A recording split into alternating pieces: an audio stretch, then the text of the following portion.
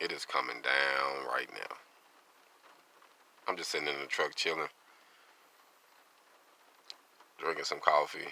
I got a run to make, but the job is actually outside, so don't look like I'm gonna be able to do it today or at this moment.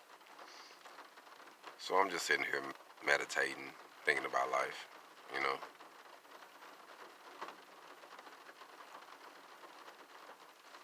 coming up with a game plan. Sometimes in life we have to just sit back and just think about things. Even like the rain, for instance. You know, I'm in Phoenix. It don't rain a lot here, but we all know that rain is good for the soil. To help things grow and help keep things green, or it helps produce life. So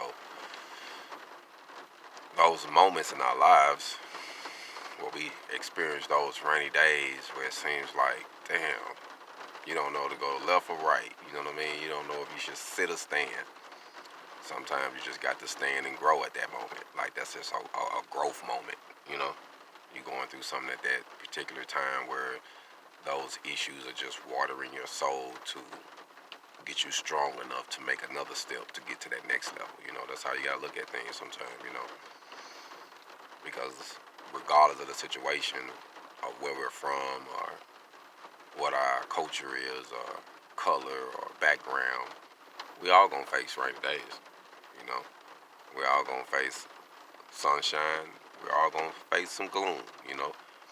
But it's all about how you deal with it and what you do during those times of rainy days. I don't know. Just something to think about, man. I'm just sitting here running a couple ideas through my head and just wanted to talk to you for a second. But for those who getting on the grind today, be safe on this road.